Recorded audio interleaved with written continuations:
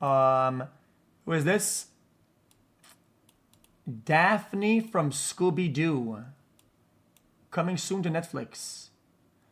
64 months. Wow.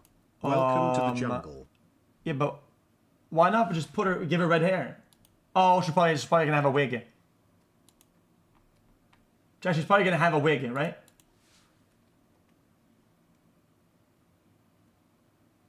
What? Jaro have done what diets and willpower have failed to do so far. Make millions lose massive amounts of weight with seemingly mild side effects. More than 1 in 8 US adults have tried the drugs. For the first time in history, the country's obesity rate actually fell. Wow! Since obesity is one of the unhealthiest things in the world, this seriously poses the question. Let me go back. Hold on, you're not gonna give me... For the first time in history, the country's obesity rate actually fell. Yeah, but chat, why would he say this while this went to 2020? I think Ozempic, even though very prominent now, I don't think anybody's even heard the term in 2020. No? 2020? I would have thought 2024 or 5. Now, since obesity is one of the unhealthiest things in the world, this seriously poses the question, should we give these drugs to everyone who is overweight to spark a medical revolution like we did with antibiotics and vaccines? I disagree. The obesity trap. At its core, being overweight or obese is a mismatch between how much you eat and how much your body needs. Eat more calories than you burn, and your body will store them as fat. Eat less, and you'll lose it. But just because something depends on what you do, it doesn't mean it's your fault. Your drive to eat is programmed by evolution and can easily hijack your conscious decisions. For most of our history, food was scarce, so when our ancestors found a calorie bomb, binging on it was the best of ideas. The more sugar, fat, and salt, the better. Our brains are wired to love these foods. They bring pleasure, enjoyment, and mental release. This helped us survive in a world where food was the most important thing to worry about each day. And then, the world changed overnight, and suddenly food was cheap, calorie-dense, and hyper-palatable. Our ancient biology hijacked our modern behavior. Most of us can't help ourselves and overeat regularly. Today, over 40% of adults are overweight, and obesity affects 1 billion humans and kills almost 4 million annually. If trends continue, by 2050, 1 in 3 adults on Earth will be obese, and half of humanity will be overweight. Since being overweight is also shamed on top of being unhealthy, we tried to fix our overeating behavior with all sorts of, well, behavioral methods. The world is filled with diets and healthy... You know what? I would have to see the science on this, because I would, and people say, oh, dude, you don't know, she's not a scientist. I would almost disagree with this. Chat, can I be honest with you? If somebody gets picked on, let's say, for being fat. Now, hold on now. I know it's terrible to pick on people for being fat. You shouldn't be doing that. I do that sometimes, but I don't think we should do that, right? When somebody does that, right? How many people will do worse and how many people will correct the behavior? Right? That makes sense? I mean, they're already fat. If you compare it to not picking on them, right? You could argue that it has a positive effect. Hold on, that's terrible. I didn't say that. Let's just continue. Let's just continue. Watching the video. Before knows that it's hard and no fun at all. Not only are you fighting your deep evolutionary programming, you're cutting down on a major source of comfort, social activity, and good feelings. And if you've finally lost weight and want to ease up a little, you're back in the regular world full of amazing foods. Yo. Did I scare you? Yeah, what's up? Sorry. Do you know if they're gonna fix the beep? Is the beeping still up? Yeah. I'll send a message to Nick. Okay. Do you think I can fix it? It's just because it's a fire, some fire alarm bullshit. I think. Know which of the things on the ceiling it was. No, chat. When you lose power and it goes beep, what does that? It's not a chirp. It's a beep. Chat. When your house loses power and it goes beep, what is that? It's a what? A bomb. No, I got rid of those. You have to hold the button to reset it. Oh, yeah, but it's on a ceiling though. The ceiling's taller than me. On the ceiling. I don't think we can reach it. I'll have to ask Nick. Maybe we could get like a really long stick. I mean, do you see how long, how tall the? I'm tired because I've been up since midnight, so now I don't know. Peepo what to glad do. wave. Beep, but I'll also be trying to sleep. Maybe you can sleep. Maybe you sleep in the other room. Or The room closer to it. what about some headphones and some music? Okie dokie. I'll call Nick while doing that though. Okay. Okay. The guy can, and he said he was gonna try to fix it, but I think he can figure it out here. Oh, if he can't fix it, I don't know what the fudge. Really? But I don't think Nick told him how. Okay, then I'll call Nick. Okay. I'll call Nick then. Sorry. Okay. Regulating around modern food is just too hard. So, almost everybody who loses weight struggles to keep it that way or puts back on even more. So if fixing our habits doesn't work, what if we fix our biology?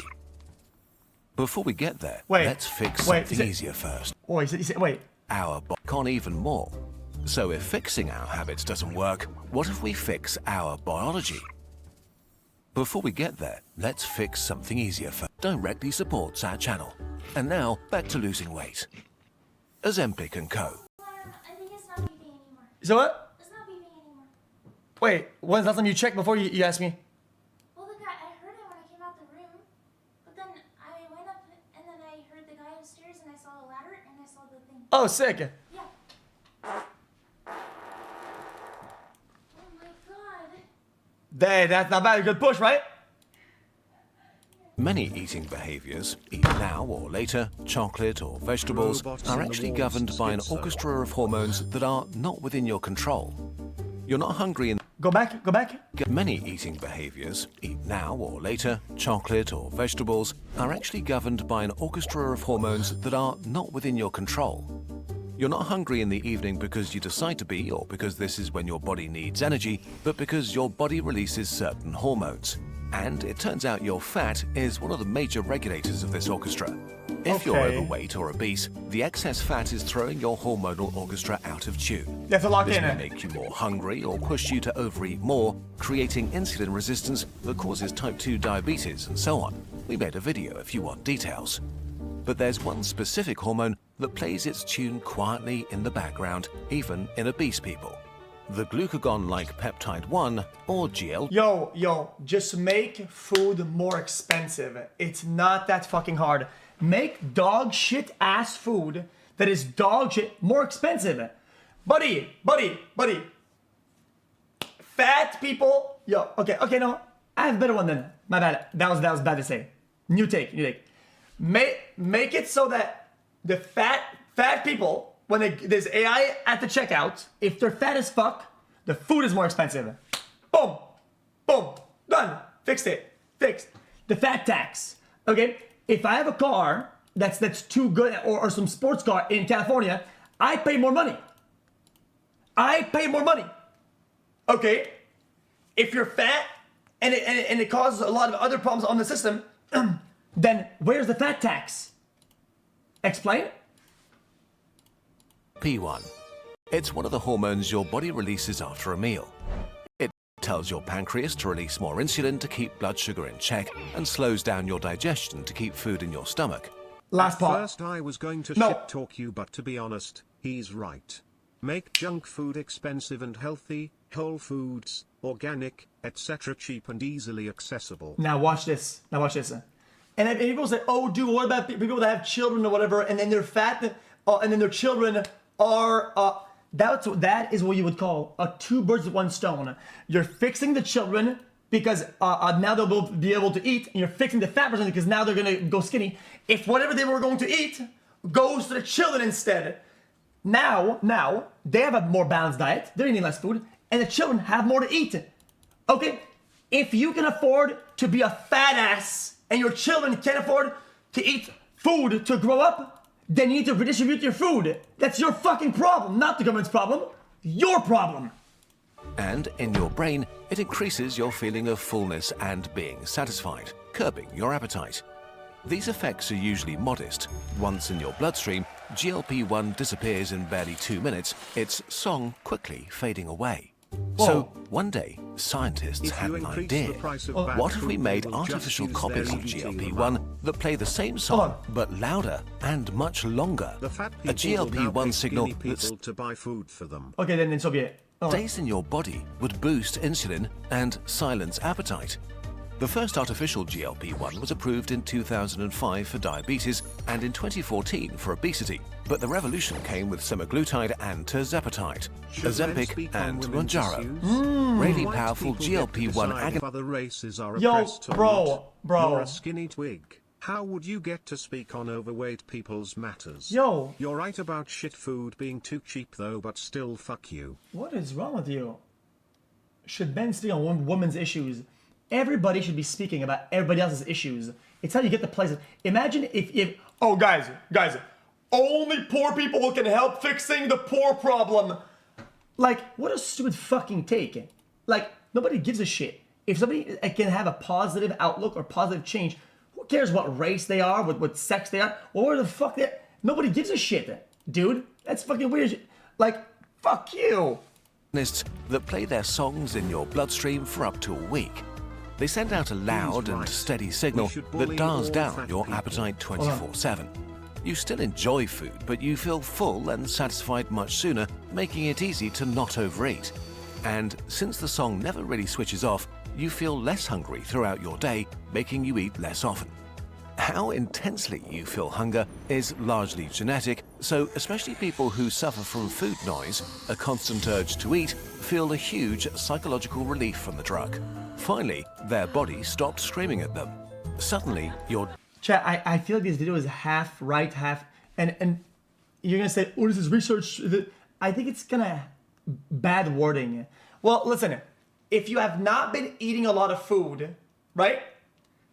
Things happen in your tummy, and you don't want to eat that much food. Yo, if you haven't been eating food at all, or not a lot, when you get the food, you're full almost instantly. Okay? If you feel like you want to eat a lot, you've been eating a lot. I mean, dude, don't word it in a way that's, oh guys, I'm the victim of my stomach. Fuck that, come on. dieting without expending willpower, without really thinking about it. It feels magically effortless. By changing your biology, a drug changed your behavior. But, is this a good thing? Miracle drugs. Many people try a crash diet at some point in their lifetime, and it's not that crash diets don't work, they do. You can lose 20% of your weight in 3 months, from 95 to 75 kilos, or 130 to 105. But such a sudden drop is not very healthy.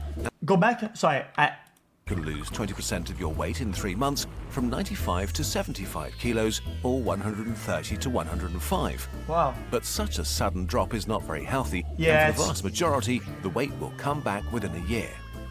Diets that are sustainable are actually not diets, but long-term lifestyle changes. But this is painfully slow, so a lot of people quit out of frustration. And among those disciplined enough, results are pretty modest, 5 to 10% of weight lost in a year. The new drugs change that completely. In 3 months, you can lose 10% of your initial weight. 3 months later, over 15. And after a year, you may reach more than 20%, a level of weight loss that used to only really be achievable through bariatric surgery. In other words, GLP-1 drugs make excess weight melt away. Yo, now let me guess. Some guys, some people, they were born with a stomach fucking massive. It didn't stretch because they ate fucking 5 whole chickens in one sitting. No. It's because it had to. It expanded past all.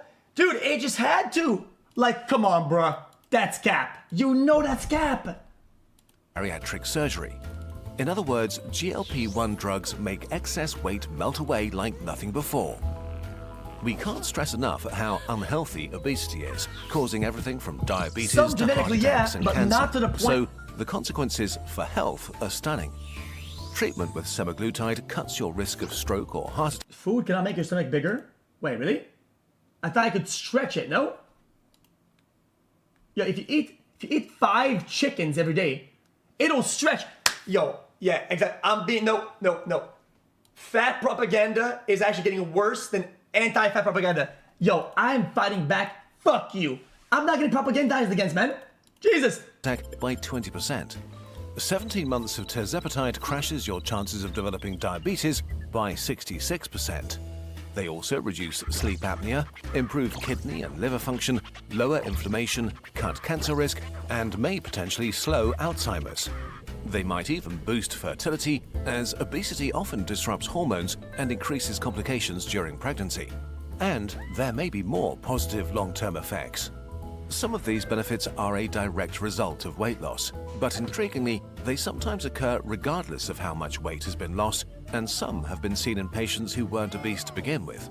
We don't know why yet, but it seems like turning up the GLP-1 signal is synchronizing the whole metabolic orchestra, restoring a balance between brain, gut, and body. And, as if that weren't enough, GLP-1 drugs may also quiet other cravings. They seem to reduce the use of alcohol, nicotine, cannabis, and opioids. Large trials are underway to confirm these effects. Yeah, but chat, isn't it this difficult? It takes a long time to understand those because one could be the result of the other, like a chain. Like if you're some activities are paired together, some things go together. If the results hold, they could become something unprecedented, like real anti-addiction drugs. But of course, there are side effects. Most commonly nausea, vomiting, diarrhea, and constipation. Not fun, but usually harmless and fleeting for the vast majority of patients.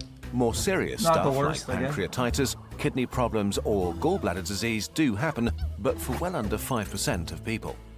Apart from this, the main downside of GLP-1 drugs may come from their greatest strength, rapid weight loss. If you don't actively check... That's a fuck ton of people. That's like, that would be dozens of millions. What you eat, taking these drugs is just like an unhealthy crash diet. Any steep calorie deficit requires resistance training and plenty of protein, or else you'll lose a lot of muscle along with the fat.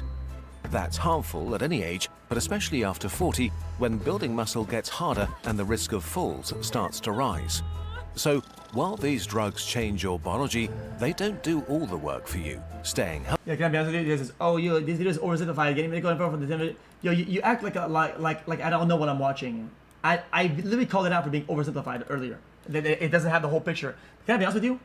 Being fat fucks you over. Like, bro, your body is screaming for help in almost every possible way. Like, yes, this is not great. It's not fantastic. But compare that to fucking dying over time. Yeah, I mean, it kind of wins in that way. And yet you can say, oh yeah, it's Band-Aid fix. I'd rather get a Band-Aid fix and no fix at all. I mean, healthy dude, still requires you to adopt healthy habits. After about a year, the weight loss slows down and eventually stops in most people. At this point, you usually stop using the medication. If you use that time to change your eating habits, you have a really good chance of keeping the lost weight off. But about 25% regain a significant chunk, and some 20% put back on all of it. So, for many, maintaining the results may mean staying on the drug forever. Is this a bad idea? Well, we don't know. The newest generation of drugs is just too new, so there's no long-term data. The first GLP-1s from 2005 haven't shown major issues. Based on what we know today, it seems pretty clear that living with the drugs looks much healthier than living with obesity. Yeah. Conclusion and opinion.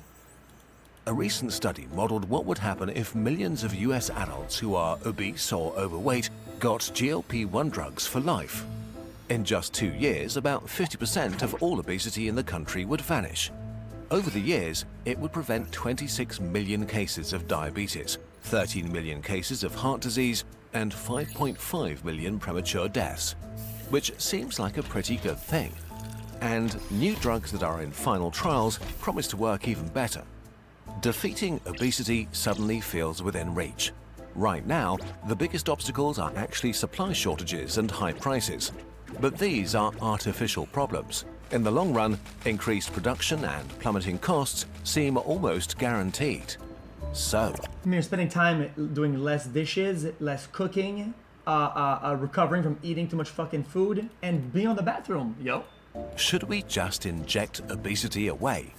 Well, for now at least, it seems that there are few downsides, although please don't listen to internet videos And talk to your doctor before you make any decisions for yourself. Yeah, classic. Except in America, doctors are fucking paid off to fucking promote and prescribe you whatever fucking highest bidder of fucking motherfucking medicine, so you get fucked over anyway. I mean, are we? Don't kid me. It's here. also I mean, important to remember that while these drugs are immensely helpful, they are not magic.